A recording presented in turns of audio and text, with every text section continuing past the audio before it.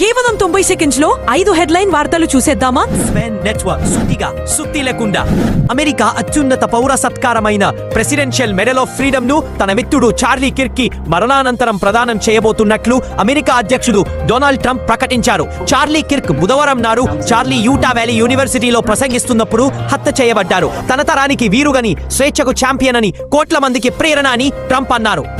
స్నేహితుడితో పందెం కట్టి మద్యం మత్తులో ఒక యువకుడు సముద్రంలోకి కారుతో వెళ్లి ప్రాణం మీదకు తెచ్చుకున్నాడు. తమిళనాడులోని కడలూర్ హార్బర్ తీర ప్రాంతం వద్ద జరిగిన ఈ ఘటనపై స్పందించిన జాలర్లు అతన్ని కాపాడి పోలీసులకు అప్పగించారు.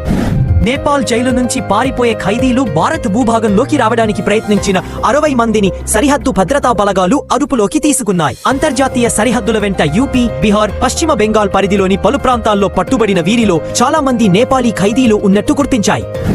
ఛత్తీస్గఢ్ లో మరోసారి పోలీసులు మావోయిస్టుల మధ్య జరిగిన భారీ ఎన్కౌంటర్ లో 10 మంది మావోయిస్టులు మృతి చెందారు. ఇందులో మావోయిస్టు కీలక నేత వరంగల్ కు చెందిన బాలకృష్ణ మృతి చెందినట్లు పోలీసులు వెల్లడించారు.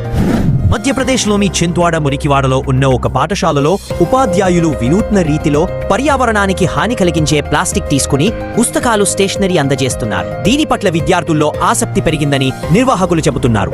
సుత్తి కొట్టకుండా నిజమైన వార్తలను తెలుసుకోవడం ప్రతి భారతీయుడి హక్కు. సూటిగా చెప్తే మా స్వెన్ నెట్వర్క్ వార్తలు మీకు నచ్చినట్టు అయితే ఈ వీడియోను లైక్ చేయండి.